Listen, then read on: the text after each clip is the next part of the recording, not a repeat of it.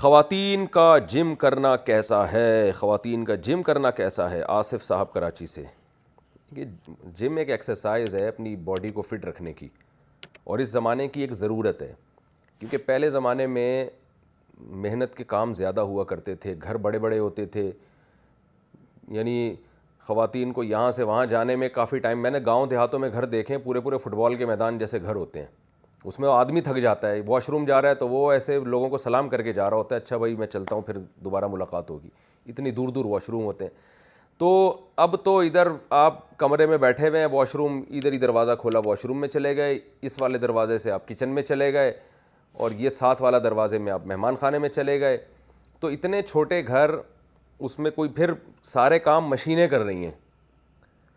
ہمیں یاد ہے ہماری والدہ چٹنی بناتی تھیں تو یعنی پہلے زمانے میں جو چٹنی بناتا تھا نا، وہ خود چٹنی بن جاتا تھا، اتنا پسینہ نکلتا تھا اس کا، پتھر سے کوٹا جا رہا ہے اور سل سے پیسا جا رہا ہے. عورتیں محنت کیا کرتی تھیں. آج سارے کام مشینیں کر رہی ہیں. اب تو آٹا گوندنے والی مشین بھی آ گئی ہے، اور پھر میں کہتا ہوں آٹا گوندنے والی مشین میں بھی کچھ محنت کرنی پڑتی ہے، کم از کم بٹن تو دبانا پڑتا ہے نا. اب تو روٹیاں بھی باہر سے آتی ہیں اکثر گھروں میں، برگر اور پیزے آ رہے ہیں. تو اگر ایسی صورت میں خواتین جم بھی نہیں کریں گی تو وہ موٹاپے کی وجہ سے ایک دن خدا نخواستہ ایک دھماکے کے ساتھ پھٹ جائیں گی.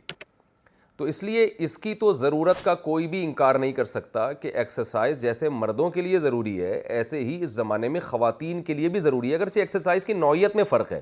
ظاہر ہے مردوں کی ایکسرسائزز الگ ہوتی ہیں، خواتین کی الگ ہوتی ہیں، ان کی بہت لائٹ ہوتی ہیں اور بہت ہی وہ الگ قسم کی ہوتی ہیں، وہ تو آپ کو جو ٹرینر ہیں وہی بتائیں گے. تو اس لیے اس میں تو دو رائے نہیں ہو سکتی کہ نہ صرف خواتین کا جم کرنا جائز ہے بلکہ وقت کی ایک ضرورت ہے. الا یہ کہ کوئی محنتی خاتون گاؤں دیہاتوں کی ہوتی ہے، کنویں سے پانی بھرنا، کھیتوں کو سیراب کرنا، وہ ایک الگ بات ہے. لیکن آج جس اسٹائل میں خواتین گھروں میں رہ رہی ہیں، تو مرد ہو یا خواتین، مردوں کا بھی ایسا ہی آفس میں کمپیوٹر کے سامنے جا کے بیٹھے رہتے ہیں اور 6 گھنٹے بیٹھے رہتے ہیں، کوئی فزیکل ایکٹیویٹی نہیں ہے. تو ایسی صورت میں مردوں کے لیے بھی ہے، خواتین کے لیے بھی ہے.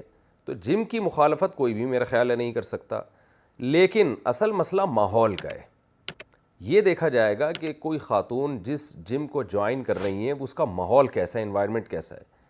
تو بعض دفعہ دیندار خاتون جاتی ہیں، وہ ایسا ماحول ان کو وہاں ملتا ہے، گانے چل رہے ہیں اور لڑکیاں عجیب بیہودہ ڈریس میں آ رہی ہیں.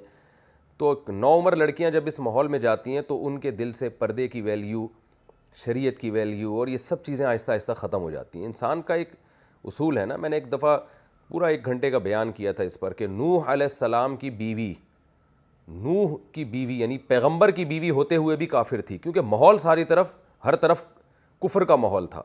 لوط علیہ السلام کی بیوی اتنے بڑے پیغمبر کی بیوی ہو کے بھی کافر تھی. کیوں کافر تھی؟ اس لیے کہ ماحول دائیں بائیں سارا غیر مسلموں کا ماحول تھا، وہ ایمان اور توحید کا ماحول نہیں تھا. تو ماحول کا انسان پہ بہت اثر پڑتا ہے. تو جم آج کل عمومی طور پر، سب کی بات نہیں کر رہا، جم کا ایسا ماحول ہوتا ہے کہ وہاں گانے چل رہے ہیں، پھر بہت ہی بیہودہ لباس میں خواتین، بہت سی خواتین جم کر رہی ہوتی ہیں. تو اس لیے جم کی اہمیت کے تو ہم قائل ہیں، لیکن خواتین کو ذرا اس کا خیال کرنا چاہیے کہ آپ کا اٹھنا بیٹھنا کس قسم کی خواتین کے ساتھ ہو رہا ہے. ایسا تو نہیں ہے کہ آپ اس ماحول سے متاثر ہونا شروع ہو گئی ہیں.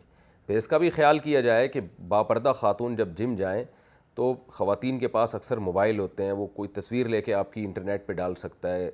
اس کے بھی باپردہ خاتون کی اس طرح باڈی کا ایکسپوز ہونا دنیا کے سامنے، یہ اس کے لیے ایک قیامت سے کم نہیں ہوتا. تو ان تمام خطرات سے بچ کر اگر کوئی ایسا جم کا انتظام ہو سکتا ہے پھر تو ٹھیک ہے. ادروائز گھر میں ہی کوئی مشینوں کا انتظام کر لیا جائے اور پارک میں جو ہے نا ٹہلنے کا انتظام کر لیا جائے، اس حد تک رکھا جائے تو میرا خیال ہے یہ پھر زیادہ، یعنی پہلے ہمیں دین کو دیکھنا ہے، باقی چیزوں کو ہم نے دوسرے درجے میں لینا ہے.